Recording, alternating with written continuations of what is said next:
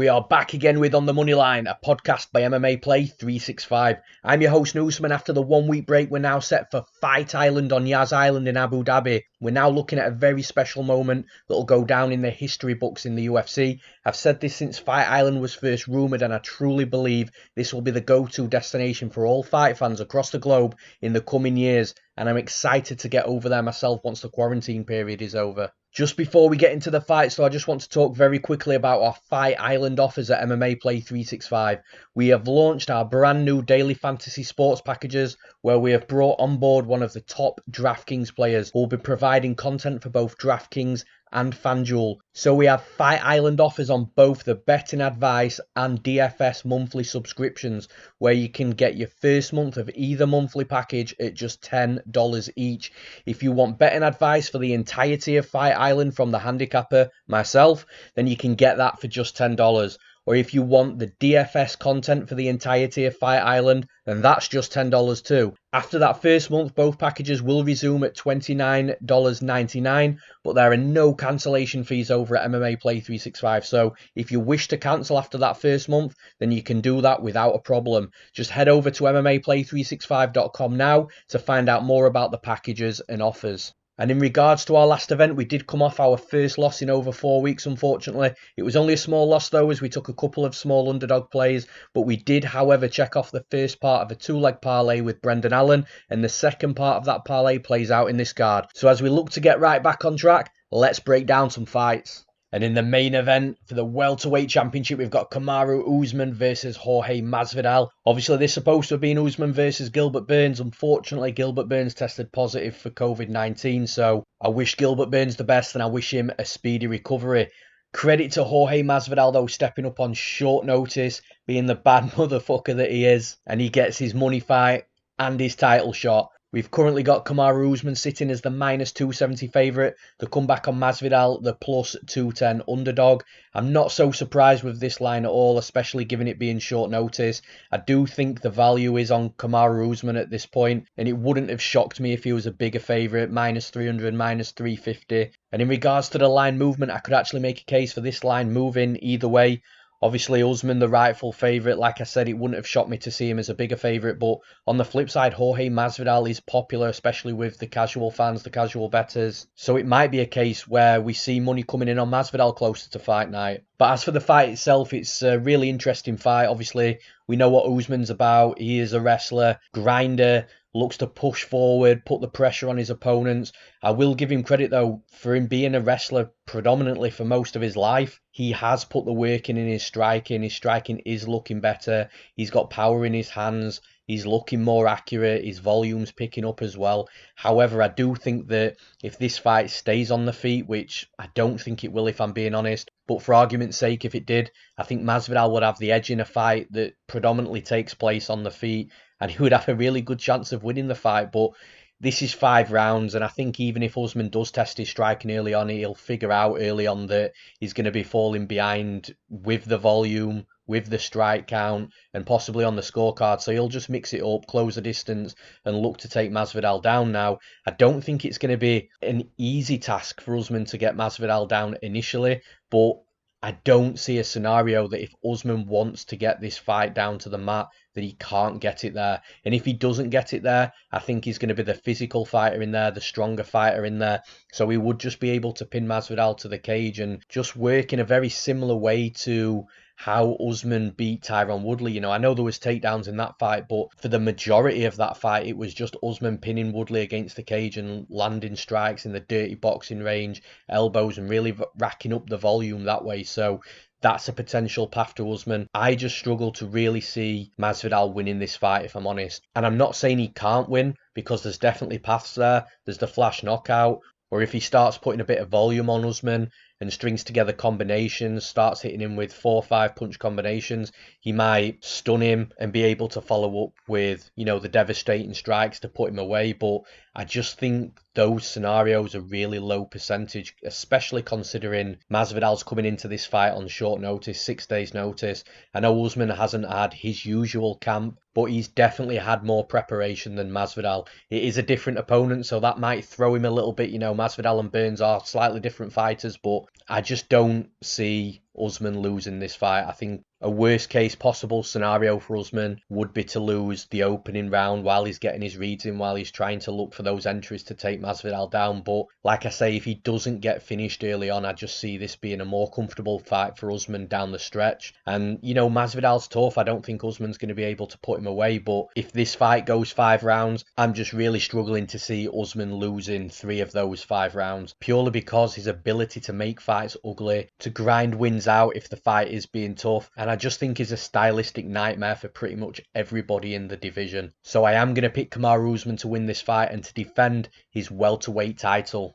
And in the next fight, the rematch for the featherweight championship, we've got Alexander Volkanovski versus Max Holloway. Volkanovski was the underdog in their first fight. Now it's Holloway's turn. We've got Volkanovski as the -235 favourite. The comeback on Holloway at +195. And I actually think the value is with Volkanovski in this fight. You know, the line is wider than what I thought it would be. But actually, when I looked into the fight, rewatched their first fight, it definitely makes sense. But as for where the line moves, I actually think we're going to see more money coming in on Holloway closer to fight night. I just think that people are going to view this line as being very wide, and seeing that Max Holloway is arguably the greatest featherweight champion that we've had in the UFC, and think that there's value on him and starting to bet that line down. So I think the money's going to come in on Holloway, but I do think the value's with Volkanovski. And as for how the fight plays out, really, it comes down to watching that last fight that they had. You know, you can take a lot away from that in how the fight played out. Obviously, 2 judges scored that 3 rounds to 2 in favour of Volkanovski. I personally agree with that 3rd judge. I thought Volkanovski won every single round. I think there was a case in round 2 where you could argue that Holloway might have stolen that, but for me, it was 50-45, and Volkanovski proved that he is an elite fighter at this level in the UFC, one of the best in the world, and he doesn't do a lot wrong inside the cage. He doesn't have many holes, he doesn't make many mistakes, and that's why he's such a good fighter. You know, in that first fight with Holloway, it was all about the low kicks, and Volkanovski uses these low kicks in pretty much every fight. He really messed up that lead leg of Holloway to the point where Holloway was changing stances. Once Holloway's stance changed, he wasn't the fighter that he normally is. Credit to Holloway, by the way, he was effective in that stance change, but just not effective enough to beat somebody like Volkanovski. And ultimately that played a huge part in that fight, because as the fight went on, you could see Holloway trying to test that orthodox stance again, but every time he did, his leg was getting kicked, then he was changing back stances, and it was just a really beautiful performance from Alexander Volkanovski. And when you look at adjustments, because Holloway has to make adjustments in this fight to win, otherwise it's going to play out exactly how it played out before. And the biggest adjustment that I can think that Max could implement into this rematch would be to kick more, body kicks. You know, Volkanovski's the smaller fighter, and he was finding so much success getting on the inside, landing shots.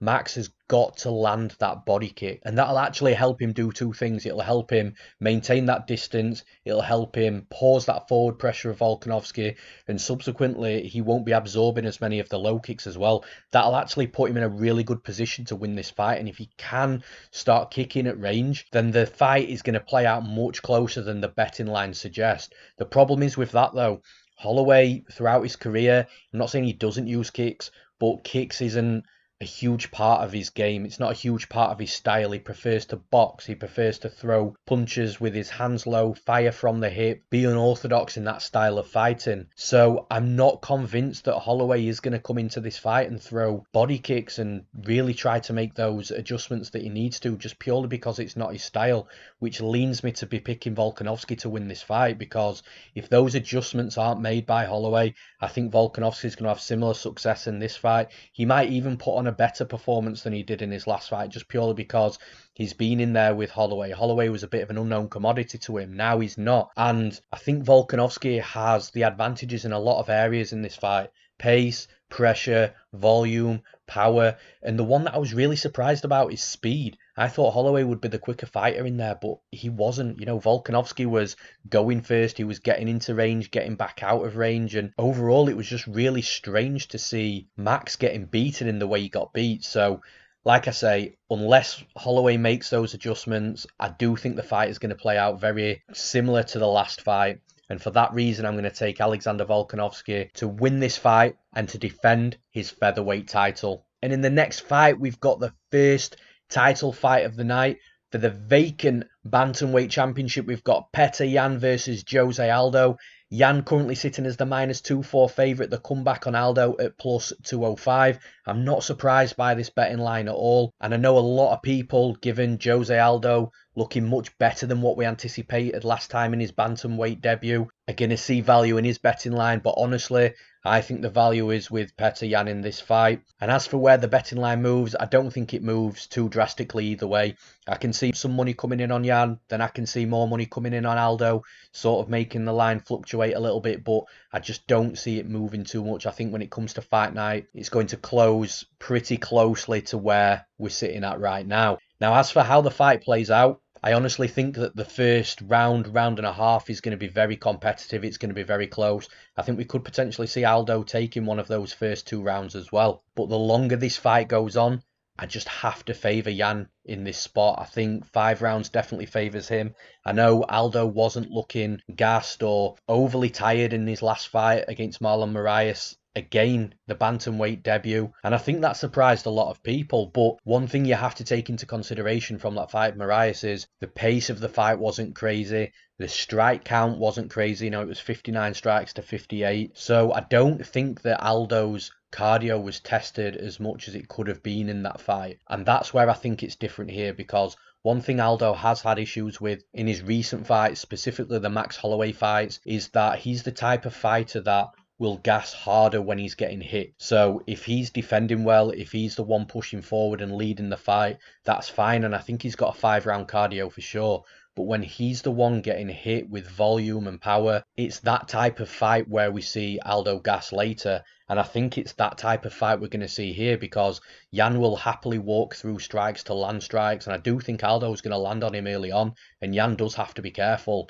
But Yan will continuously land on Aldo's chin. He'll start throwing to the body as well. And Yan has good power in this bantamweight division. So if he really starts getting off on strikes in the opening couple of rounds, then look for Aldo to start slowing down for sure. And at that point, it'll just be more of a cruise control for Yan, in my opinion. I think Yan will be able to push forward. He'll be able to land more strikes. He'll be looking the fresher fighter.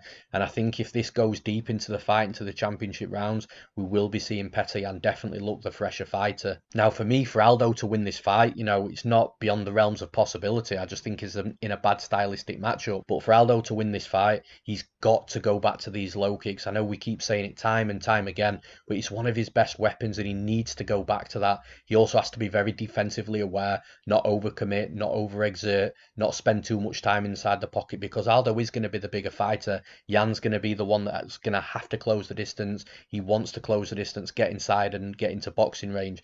If Aldo can negate range in this fight, really keep his distance, use his kicks, then he's going to put himself in a really good position to win this fight. But I just don't think that Yan allows that type of fight here. I think once we get past this 7.5 minutes of the fight, 1.5 rounds, whatever you want to call it, I think we're going to see Yan really starting to get into this fight. He'll have got his reads. I think he'll have got Aldo's timing down. Aldo's not an erratic fighter that'll be moving constantly side to side, lateral movement, bouncing all over the cage, sort of like what John Dodson does, sort of like what Jimmy Rivera does. I think that Aldo is going to be there to be hit. Yan might have to take a couple of shots to land a couple of shots, but I think Yan is going to hurt Aldo at some point. I think Yan's going to hit Aldo and make him tired, and I think the longer this fight goes on, the more it favours Yan.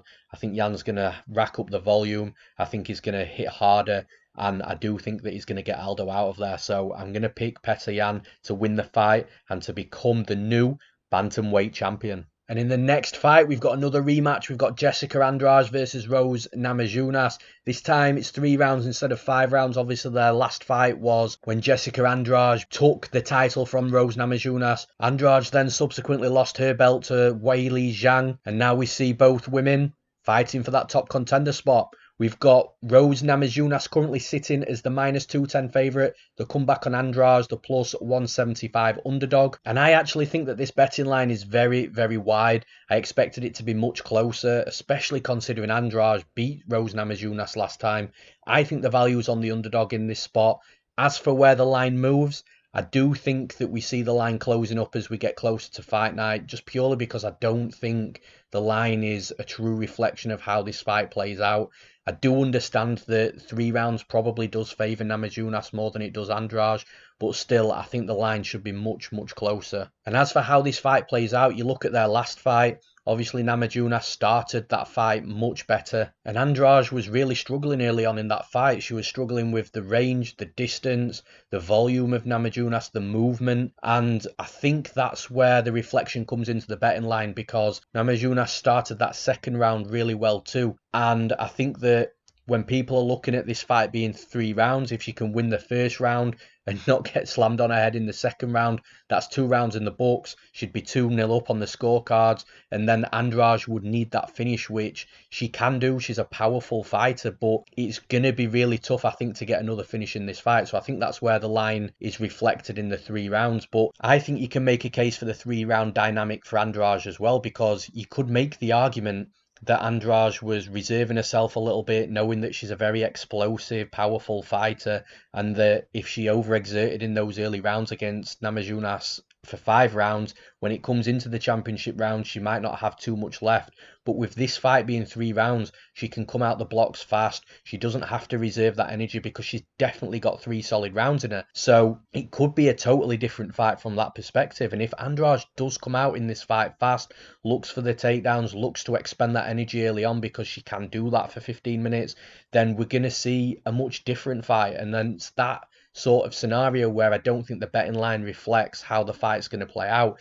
And I actually think that's going to be the case in this fight. I do think for the first sort of 90 seconds, 2 minutes, that Rose Namajunas is going to be popping that jab out. She is going to be using that range, that distance. She is going to be landing strikes on Andrade. I don't think Andrade is just going to come in and bull rush her straight away from the get-go. But I do think that, sort of like I say, after that 90 seconds, 2 minutes, that Andrade is going to be coming into this fight. She's going to be coming in fast and hard. I do think she can score the takedowns. I do think she can spend some time on top of Rose. She's got to be careful of the long legs of Rose, that she doesn't end up in a triangle or an armbar, and that she doesn't get swept, because if Rose gets on top of Andrade, that could definitely be a problem.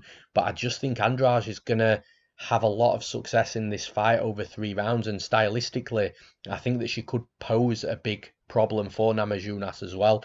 I think that Andrade is going to score takedowns in this fight. She's going to be winging the hands, winging the bombs to close that distance and get in on the legs of Rose. And I do think that over the course of 3 rounds, that Andrade can win 2 of those 3 rounds for sure. I don't see a finish in this fight. I know there was a finish in the previous fight, but listen, that was a low percentage outcome with a slam from the Kamaru grip that Rose wouldn't let go of.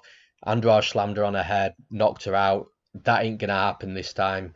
So I do think the fight's going to go 3 rounds, and I do think that Andrade is going to be able to implement her game plan. He's going to be able to be aggressive, press forward, really put the pace on Rose, knowing that she doesn't have to go 5 rounds, and I think she wins the fight. So I'm going to be picking the underdog in this fight, and I'm going to take Jessica Andrade to win. And in the next fight, staying with the women, we've got Paige VanZant versus Amanda Ribas. Amanda Ribas currently the -850 favourite. The comeback on Paige VanZant at +575. I don't think there's any value in this fight at all from a betting perspective. The line is crazy, and I kind of agree with it at the same time. It's that typical fight where the favourite is going to win, but they're probably too much of a favourite, and to actually get any sort of value out of a -850 line is really hard to justify. And as for where the line moves, I do see it closing very close to where we're at right now. It wouldn't shock me to see some money coming back in on Paige, just purely because the line is +575. So I do think some money might come in on her, but I don't think it's going to drastically affect where the line is right now. As for how the fight plays out, I think this is a big mismatch, and I think Amanda Ribas is going to be able to win this fight wherever it goes. I think on the feet, she's the better striker. She's got the better hands, the better kicks. She's better in the clinch. I think she's got better wrestling. I think she's got better grappling, both offensively and defensively as well. I just really struggle to see Paige having any success in this fight, to be honest. You know, I'm not saying she's not going to be able to land a strike, or she's not going to be able to close the distance and push Ribas back. But when you look at the fight as a whole, I just don't see Paige being able to win any of the rounds. I think she's going to get outworked. She's going to fall behind on the volume. I think she's probably going to get taken down. I think she's probably going to eat a lot of strikes on the mat. I think she's going to have to defend submission attempts. And I just see Ribas pretty much running through her. I hate to break a fight down in this way, but like I say, I think it's a huge mismatch. Paige has been out for a long time as well. And in that time, Ribas has just gone from strength to strength, looking like a better fighter each time out. And I just think that she's going to win however she wants to win against Paige. It wouldn't surprise me if Ribas stopped Paige, and it wouldn't surprise me if we saw a 30-24 scorecard. So I'm going to be picking Amanda Ribas to win this fight. And in the next fight, we've got a fun one in the light heavyweight division. We've got Volkan Oezdemir versus Jiri Prochazka. Volkan Oezdemir currently the -165 favourite. The comeback on Prochazka at +145 as the underdog.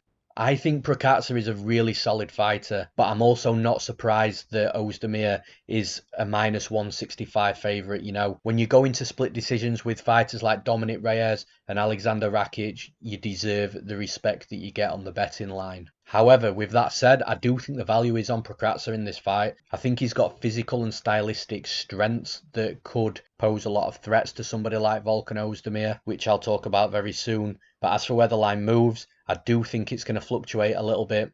I do think that we're going to see money coming in on Volkan Oezdemir, maybe push him up to -175. But if Oezdemir is at that sort of line, I do see money coming back in on Prochazka as well. And I basically think that the betting line is going to close very close to where we're at right now. Now, as for how the fight plays out, like I say, you've got to respect Volkan Oezdemir. He's been in there with pretty much every top light heavyweight on the planet. And apart from the Daniel Cormier fight, nobody has looked overly spectacular against Oezdemir as well. So I do give the dude a lot of credit. I don't agree with the decision with Alexander Rakic, but, you know, that fight was a close fight and it warrants that close decision. I just don't think that Oezdemir did win that fight. However, as for the Reyes fight, I do think that he edged that fight. But listen, I don't like doing this. I don't want it to come across that I'm discrediting anything that Volkan Oezdemir is doing, but I think that in regards to the Reyes and Rakic fight, I do think that both Reyes and Rakic had off nights that night. It's very common for any athlete on the planet, regardless of what sport that you participate in, to have an off night. And knowing Alexander Rakic very well, I just do think he had an off night. And then flipping back over to Reyes, looking at how Reyes performed against John Jones, you know, that was night and day a different performance to what it was against Volkan Oezdemir. So again, it leads me to believe that Reyes just had an off night. And like I say, I don't want to discredit anything that Oezdemir is doing, but I do feel that he's got unfortunate with how those two fights played out. But to flip the script on that, I do think that Oezdemir is a very improved fighter from who we first saw when he first came into the UFC. I think he's much better everywhere. He's turned himself into a great fighter all round, both offensively and defensively. His striking's always been good. He came from that kickboxing background. And his one real weakness was the wrestling, which again, he's fixed both offensively and defensively. We're seeing him taking fighters down. We're seeing him being very tough to take down as well. So all the credit goes to Volkan Oezdemir in that respect. I do think that he's rounded his game off really well and improved a lot as a fighter. Now on to Prochazka. This fighter is really exciting to me. He reminds me a lot of Alexander Rakic as well. I know I've mentioned Rakic a few times already, but his stature, his physique, his stance and the way he fights, I think he does a lot of things very similar to Rakic, and it's going to be interesting if those two ever meet in the future. But I think Prochazka could cause a lot of problems for Oezdemir, because where we saw Rakic and Reyes play a more defensive game against Oezdemir, I don't see Prochazka being defensive in this fight. I think he's the type of fighter that will keep moving forward regardless. He's got power in his hands, both at distance, both inside the range, and that's something else that I like him. I think no matter what range the fight takes place at, he's good everywhere. So like I say, he's a tall fighter with a long stance. He can kick or he can punch from the outside. Coming into boxing range, he switches straight punches into hooks, so that really benefits his style inside that range. Then coming even further into the clinch, he'll push his opponents up to the cage. He's got elbows, he's got knees, and he's got power at that range as well. So the guy is really exciting, and he'll be able to fight at any range. So the moments where Oezdemir is moving forward and dictating that pace, Prochazka will be able to deal with that. Now, the one thing that Prochazka's got to be careful of in this fight, and this is the biggest worry, is the leg kicks of Oezdemir, for two reasons. First one, Oezdemir is using these leg kicks more and more every single fight.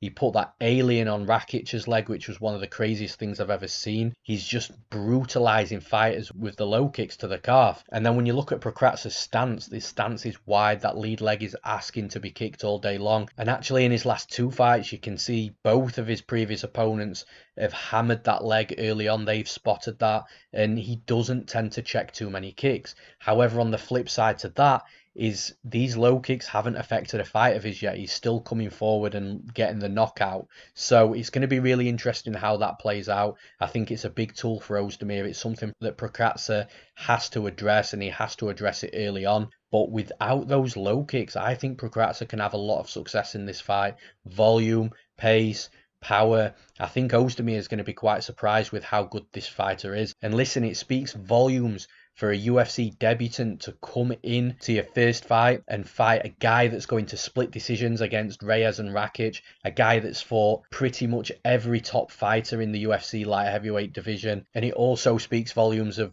how the UFC view Jiri Prochazka as well. And this is the second time that they've booked this fight for his debut. So the UFC clearly see good things in this fighter. I see those same things as well. And I think if that leg kick doesn't play a big factor in this fight, that Prochazka is going to get the win. So I'm going to pick Jiri Prochazka to win the fight. And in the next fight, we've got Elizeu Zaleski dos Santos versus Muslim Salikhov. We've got Muslim Salikhov currently the -120 favourite, with the comeback on dos Santos at +100. And it's one of these fights for me where I think you can argue that there's value either side if you've got a good read on the fight. Both sides are playable. -120 just outside of a pick'em line, and obviously dog money at +100 for dos Santos. So if you have got a good read on this fight, then either side is bettable. Now, as for where the line goes, I do think that once again we see some fluctuation. So I could see Salikhov being bet up to maybe -140. But dos Santos is a fan favourite. People love him. So I could see money coming in on him as well. Again, for where the line closes, I don't think it's going to be too far away from where we're at right now. But as for how this fight plays out, I think it's a good matchup for Salikhov here. Both fighters are predominantly strikers, kickboxing background. Salikhov's got that huge 185 for 13 kickboxing record, so really experienced in the world of kickboxing. And dos Santos has got that capoeira background as well, which is predominantly kicking as well. So it's going to be a really good fight from that perspective. I just feel that Salikhov is the better kickboxer out of the two. He's got deadly power in either hand, one punch knockout in that right hand. So the dude is really, really dangerous. I just feel stylistically that Salikhov is going to have a couple of advantages here. The first one that I've noticed is dos Santos is really wild and he's not very defensively aware. He can be hit, and like I've just mentioned, the power from Salikhov in his hands, it would not shock me if Salikhov landed something and knocked him out. And another thing that I've noticed from Salikhov's game as well is that he is very, very good at catching kicks. So with dos Santos being a kick-heavy fighter, predominantly that's where most of his attacks come from. I do think that Salikhov's going to be able to catch some kicks. I think he's going to be able to trip him to the mat if he wants to, or counter with a hard punch off those kicks. And from time to time, dos Santos throws the kicks quite laboured. He's also quite slow at bringing the kicks back as well. And I feel that sort of style is really going to favour somebody like Salikhov. Now, how dos Santos wins this fight is movement. If dos Santos is really defensively aware, really smart, good fight IQ and on his game, that's how he beats Salikhov. I don't think he can get him out of there. I mean, 4-ounce gloves, MMA, it's always possible, but I do think dos Santos' path to victory is to outpoint Salikhov and take him to the scorecards. But that's the other thing with Salikhov. He's a sneaky good round winner as well, which is something that I never really noticed myself until I watched the Starapoli fight. He's a good round winner. He can make strikes count. He can rack up the volume. He can put pressure on. So where I don't think it's going to be an easy fight for Salikhov, and he's definitely got his work cut out for him, it could be a close fight, but I just see Salikhov edging those rounds out, and he's going to have opportunities to knock dos Santos out as well. So I'm going to pick Muslim Salikhov to win the fight. And in the next fight, we've got Makwan Amirkhani versus Danny Henry. Amirkhani currently the -210 favourite, the comeback on Henry at +175. As far as the value is concerned, I do think Amirkhani does have minimal value on his line. I just think he's the better fighter in this spot. And as for where the line moves, I do think that we could see some money coming back in on Danny Henry. Recency bias with Amirkhani in his last fight against Burgos, gassing out really hard. And also, Amirkhani's not always favoured this highly in UFC fights. So if that's the current trend and people just don't like putting money on Amirkhani, then expect to see that line dip back below the -200 mark. And as for how the fight plays out, I personally don't put much stock into that Shane Burgos loss. I know he gassed out really hard, but he did have a good first round. Got Burgos down a couple of times, which not many fighters have done. And he subsequently gassed out really badly, finished the fight horrifically. But Amirkhani had a lot of health issues coming into that fight. And I don't mean in the build-up to his fight camp. I mean in the back room, in his locker room, just before he was walking out to the fight. He said he didn't want to tell anybody because he didn't want his fight to be called off. But ultimately, he paid the price. He was in hospital afterwards. And thankfully, he did make that full recovery. Coming in here against Danny Henry, I just simply think he's the better fighter.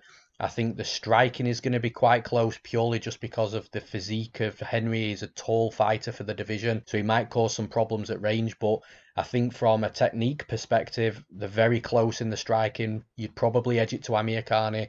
But then in the wrestling and grappling, I just think that Amirkhani is on a different level to Henry. If Amirkhani can start scoring takedowns, start getting good positions on the mat, I think he could submit Henry and get him out of there. For Henry, I think he's got to maintain distance. He's got to pop at range. He's got to make sure Amirkhani doesn't get on his hips, doesn't take him down. If he does take him down, he's got to quickly rush, scramble back up to his feet. He can't spend too long on the mat.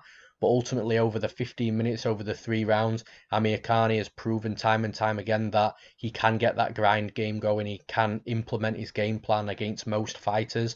And I think he's going to be able to do that against Danny Henry. Henry's got a history of sort of dropping the first round and then his toughness and his cardio pulling him through and allowing him to get the win later on. So Amirkhani's got to watch out for that, not exert too much energy. But I think Amirkhani's going to get takedowns in this fight. And if he doesn't grind Henry out to a decision, I think he could get him out of there with a submission as well. So I'm going to pick Makwan Amirkhani to win the fight. And in the next fight, we've got Leonardo Santos versus the newcomer, Roman Bogatov.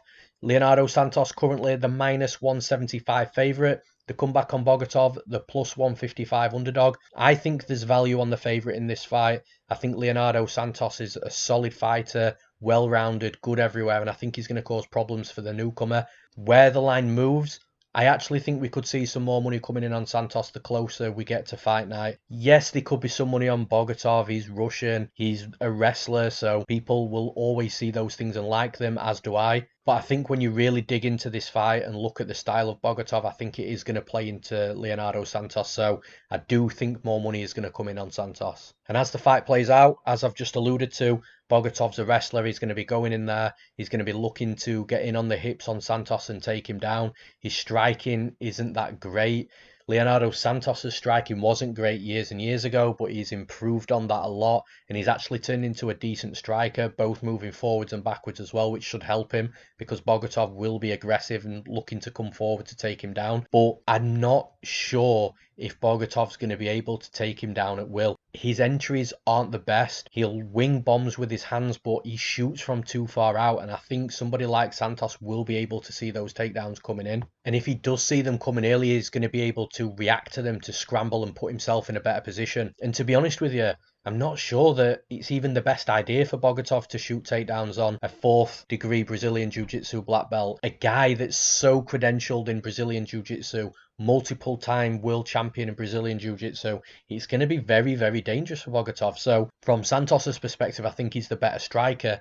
He's the more accurate striker. He's got power. He's got more experience in MMA as well. This dude has fought in the UFC for years. And while this fight's on the feet, I think he's going to cause Bogatov problems, not just from a defensive striking perspective, but it's going to be difficult for Bogatov to really get the entries that he needs to take him down now. If he can pin Leonardo Santos against the cage, if he can get on a single or a double, then he probably will be able to take him down. But again, he's got to be careful whilst he's on the mat. I just think that Bogatov has got his work cut out for him in this fight. I think where he's strongest is where Santos wants to fight, which is going to be the problem.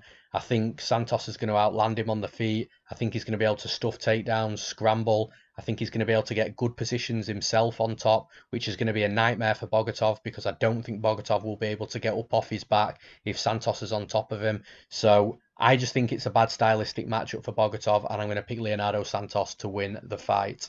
And in the next fight, we've got Marcin Tybura versus the newcomer Maxim Grishin. This was supposed to be Tybura versus Alexander Romanov. I really like Romanov in that spot, but Maxim Grishin is a great replacement, huge experience, making his return to the heavyweight division. He normally fights in the light heavyweight division at 205 pounds, but the first half of Grishin's career, he was fighting at heavyweight, so he's definitely no stranger to fighting up at the biggest, heaviest division. We've got Tybura, the current -120 favourite, the comeback on Grishin at +100. I think there's value on the underdog at this line. I know Grishin is stepping up to heavyweight. I know he's making his UFC debut, but the dude's experienced. He's associated with the Akhmat team over in Russia as well, so he's going to be no stranger also to hard work and the grind, and he hits really hard as well. So I think there's value on Grishin, even though it's his UFC debut. As for where the line moves, it's really tough to gauge because Grishin actually opened as the underdog, and then all the early money came in on him. It pushed him out to like the -155 favourite. Now he's come all the way back to being a +100 underdog with Tybura, the favourite. So this line's been moving everywhere, and I expect more of the same leading up to fight night. I'm not quite sure where this line ends. Possibly ends at a pick'em maybe. We'll see. Like I say, I think the value is on the underdog at this current line. As for where this fight goes, I do worry about Tybura. I don't think he's the fighter he once was. He's not old and he doesn't have loads of miles on the clock either, so it's a really strange one to be honest, but he doesn't seem to be as confident as he once was in the UFC. He seems to be falling short on the striking. He seems to be falling short with pressure, with volume. And he has that wrestling in his back pocket, but recently that only seems to have a great effect against the fighters that aren't at the top of the division. So it is going to be interesting to see if his wrestling works here against Maxim Grishin. Grishin isn't really a wrestler. He's more of a striker, but he does have good takedown defense and he does have a good get-up game as well. So that's what I mean. The stylistic side of the wrestling and grappling is going to be really interesting to see. But what worries me most about Tybura is his durability and his chin. He doesn't seem to be able to eat big shots anymore, and that's where I worry in this fight because Grishin looks to be a very solid kickboxer. He's got good movement, good accuracy, good power. He doesn't waste shots. Everything that he throws with intent to land. And I really think that if he can back Tybura up to the cage, he can unload on combinations that just turtles Tybura up and eventually drops him, or the referee might stop the fight with both fighters stood up. I really just don't think Tybura can go in here against Grishin and do to Grishin what he did against Sergey Spivak. Grishin is way more game than that. And like I say, I think the fight is predominantly going to take place on the feet. And if that's the type of fight we get, then I do favour Grishin to knock Tybura out. So I'm going to pick Maxim Grishin to win the fight. And in the next fight, we've got another newcomer. We've got Zhalgas Zhumagulov versus Raulian Paiva. Raulian Paiva currently the -175 favourite. The comeback on Zhumagulov at +155. I think even at this line, the value is on the favourite in Paiva. I think Paiva is a solid fighter. I think this is a very, very tough fight for Zhumagulov to come into the UFC on his debut and fight somebody as good as Paiva, who has UFC experience also. As for where the line moves, I actually think that it's going to move closer to -200 come fight night. Zhumagulov's funny really is, and he's a decent fighter as well, but I just think that Paiva has got a lot of advantages in this fight, and I think Zhumagulov's in for a very tough fight as well, so I do expect the line to move towards the -200 mark for Paiva. As for how this fight plays out, I think it's going to be a battle on the feet. Zhumagulov, his style, it's based on speed, it's based on movement, trying to get in and out of range, landing strikes. He's a small fighter, so he is one of those fighters that regularly has to close the distance to land his strikes. He will mix up kicks with his punches as well. Like I say, he's a fun fighter, he's an active fighter, he's explosive. Not too sure about his few recent wins against Ulanbekov and Ali Bagautinov, but regardless, he's a fun fighter to watch. I just think he's going to have a lot of problems against Raulian Paiva. Paiva's going to be the taller fighter, the longer fighter. I think technically he's the better striker as well. He's going to feel more comfortable inside that cage. He's going to be able to pop a jab out when he comes in. He's really good in the clinch as well. I think he could potentially have a strength advantage, or if he doesn't have a strength advantage, the height in the clinch will help him.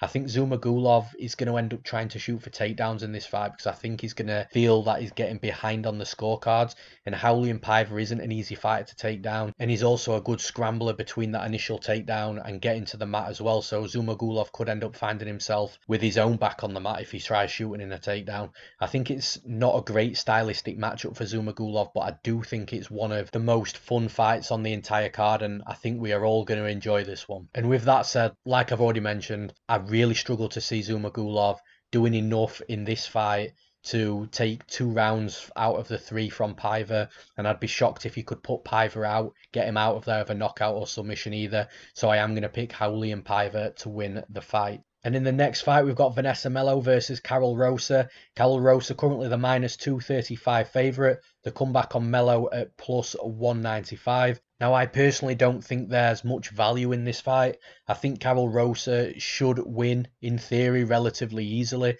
But at -235, I don't think that that's a line that you can really trust at this level inside the UFC. And I don't mean that disrespectfully, but it's a very, very wide line. However, with that said, for where the line goes, I actually don't think we're going to see a boatload of money coming in on Melo, even though the line, in my opinion, like I've already said, is wide. And in the same respect, I don't think we're going to see a boatload of money coming in on Carol Rosa either. I think the line is probably right round about where it is now, and I don't think it's going to take too much action either side.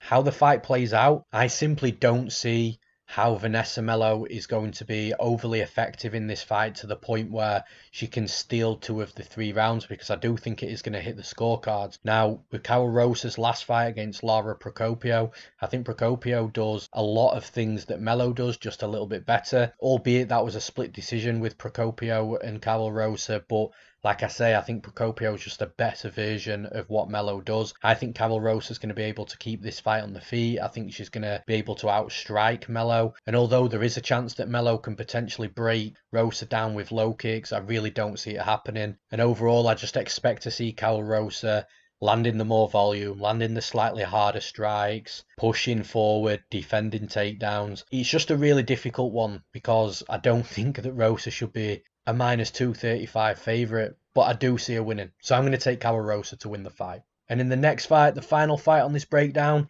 we've got Martin Day versus Davy Grant. Martin Day currently the -185 favourite, the comeback on Grant at +160. Again, I think this is a fight that has another wide line. I do think there's value on Davy Grant at +160.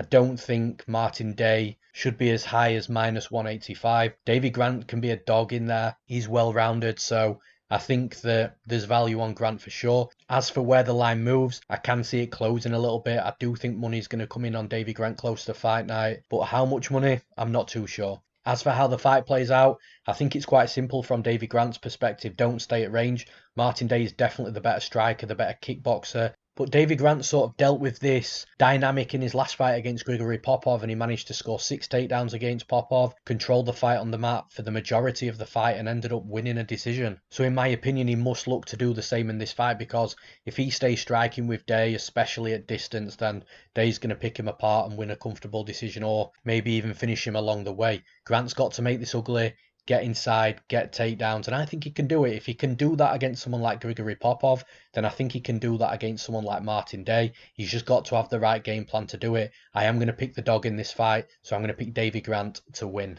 And that's all for this episode of On The Money Line. I hope you all enjoyed it, and once again, as always guys, I'd appreciate all the likes to the video and subscriptions to the YouTube channel too. Remember, you can get all the betting advice you'll ever need over at MMAPlay365.com. As I said at the start in the introduction, we've got some great $10 offers on right now to grab yourself a full month of betting advice or a full month of daily fantasy sports content as well. We cater for long-term gamblers that like to build their own strategies and bets, gamblers that just want to follow exactly what I bet on, and we also cater for you fun gamblers as well that like those long shot fun parlays, or ACCAs as we call them in the UK. We've got plenty of different packages between the betting advice and the daily fantasy sports for you guys to choose from. Just hop on to MMAPlay365.com and see what's best for you. Thank you all for listening, and we'll see you at the next event.